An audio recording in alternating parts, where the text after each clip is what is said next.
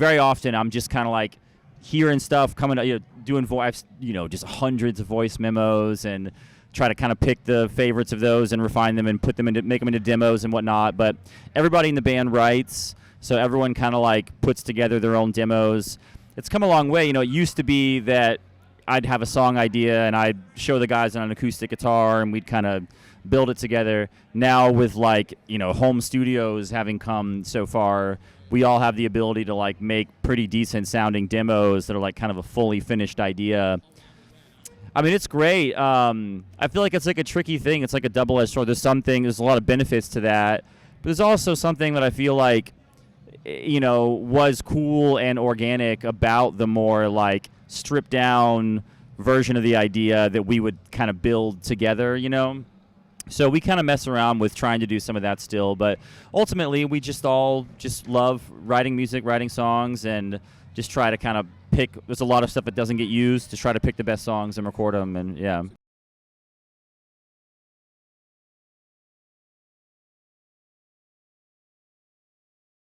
Yeah, it's been really cool. It's amazing to have, the full sort of control and freedom. And I mean, in a lot of ways, it's really the same because other than our brief stint of being on Atlantic Records, we've always been on independent labels that really kind of give us most of the freedom that we would want and are just kind of a support system.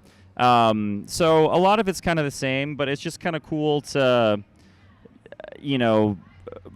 kind of compartmentalize and have everyone kind of handle different aspects of it and, put somebody in charge of like the artwork or the music video or whatever. And ultimately it's cool to release music that you own 100% of. And both, More Like a Crash and Got Me All Wrong both have done really, really well. So that's like been cool to see that this sort of method of just like putting out singles is at least for now like a viable option. And I don't know exactly where it's all going to go. I think we're going to record another full length, at some point, but for now we're just kind of trying to put out singles and it's been doing really well.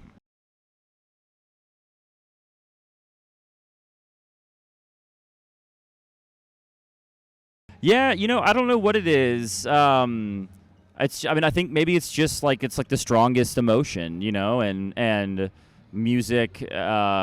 Maybe not all music, but so much of music is emotional. It draws an emotional response, and love being just such a strong emotion. I feel like people make that connection, and it's just a really powerful thing.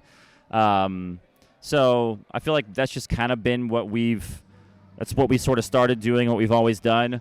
At some point, I feel like, we're in our like mid to late 30s now. It's like, I don't know how long you can keep doing the relationship stuff, the love stuff, but we'll see how it all goes. And for now, it's all good.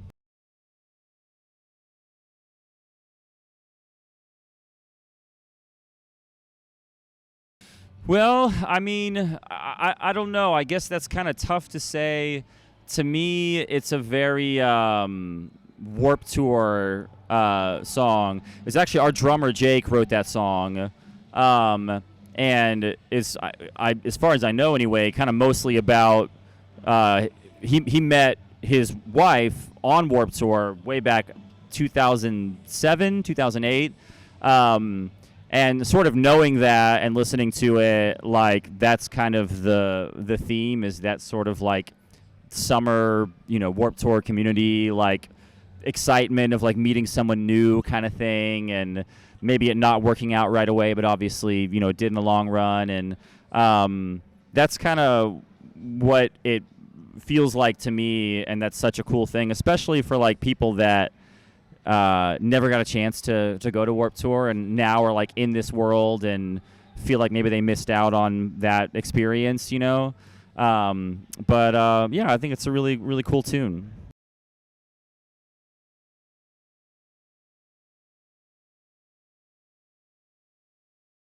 It's tough, especially, it depends a lot on the tour and how long our set is. We've done the last two tours were support tours where you have a shorter, like on the Yellow Card tour, we had a 40-minute set, and with I don't even know, I forget if we have 6 or 7 albums. I think 7 albums.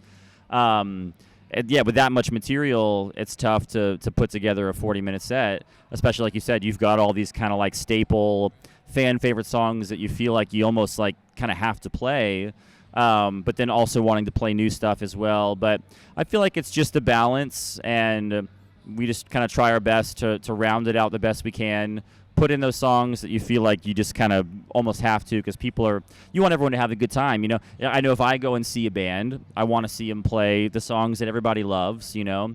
So just kind of try and balance those two things out. On a headline tour, it's easier because you've got like an hour and 15 minutes to an hour and 20, whatever, and it's more time to kind of sprinkle in all kinds of material, but yeah.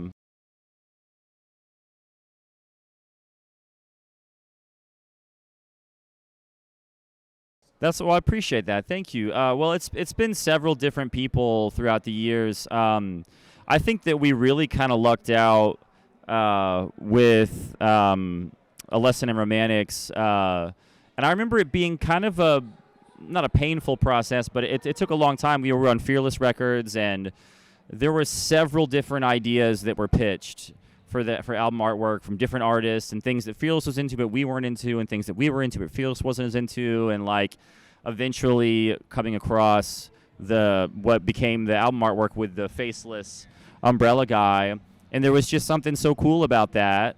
And so we went with that, and then that kind of just became a thing, and we got asked all these questions about who is this character, like what is, you know, and so we kind of decided to run with that, and he kind of became sort of a staple, like almost mascot kind of figure. And you know, in hindsight, I wish we had done that, because I guess I don't know, I guess out of 4 or 5 or so out of our albums, he's like a featured, you know, part of the artwork, but not all of them. I wish we had done it on every single album just to keep it consistent, you know. But I think that's one thing that like we just kind of found something that kind of, you know, caught on and people liked, I guess, and just kind of ran with it.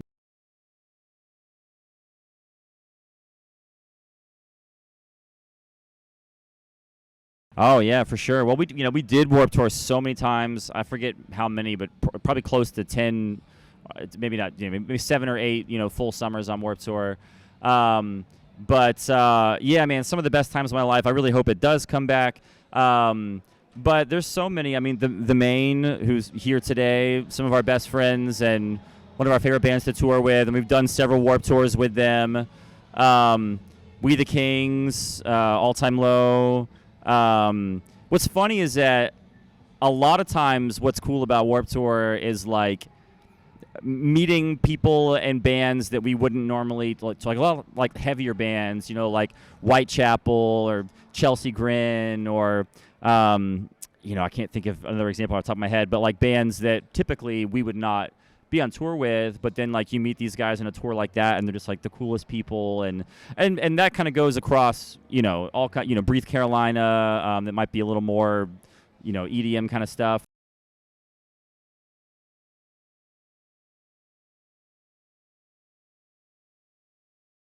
I don't think so. I think that's part of like the beauty of it. I think like maybe out of all our years of doing Warped Tour, maybe there's a couple bands or a couple characters that kind of come off as that like unapproachable or like kind of tough guy, like whatever kind of thing. But like for the most part, that is like just so not what Warped Tour is about and not the vibe. And that's like part of the beauty of it. And everyone, you know, for the most part is just there for the same reason and down to have a good time and just have a great summer together, and it's a beautiful thing.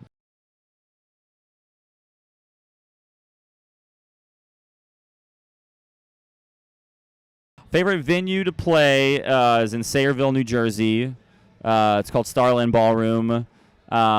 We've played there, I don't know how many times, but you know, 12 or 13, 14 times, something like that. And it's just always, the energy there is just kind of insane. And I'm sure there are a lot of bands that feel that way. I think there's a lot of bands that would put that as their favorite or one of their favorites. And I'm not sure what it is about it, but people just kind of, this music does really well there. And Everyone just like sings and moves, and just like the energy is unreal, and it's great. Yeah.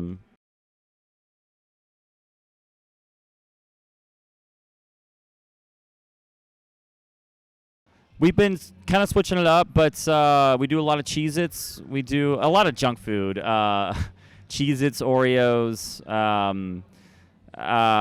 It's always like, bread and peanut butter and jelly, chips and salsa. Pretty standard stuff. Yeah, yeah.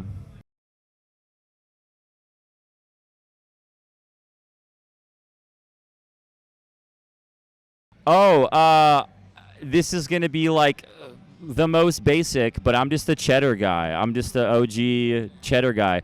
We went to Cheddar Gorge in the UK, which is apparently, I might be making a fool out of myself here, but apparently that's where cheddar cheese like comes, like originated from. It's this beautiful, beautiful place. This like valley down in these, like, there's a river that cuts through these mountains, and there's a small little town down there, and they have all these caves. So they've got this whole like crazy network of caves, and they age the cheese in these caves. And it's, yeah, Cheddar Valley or Cheddar Gorge, and it's just, we spent a day off there once, and it's one of my favorite days off I've ever had.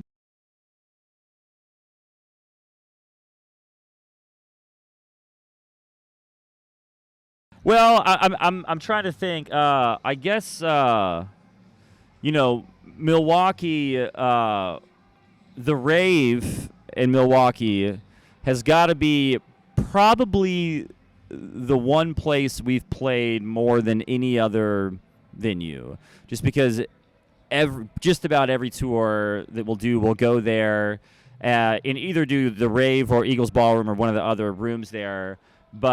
And it's just such a cool spot. It's so unique. There's really nowhere else like it. We went there like, very early on in the career. Is actually, I don't know if this is weird or too much information, but I got drunk there for the first time in my life, when I was like 20. So just like so many fun memories there. And we've been, we did the pool, and then there's like tunnels that go through. We've kind of like explored down there, like spent like hours some nights, like kind of going as far as we could, and it's such a cool place. Yeah.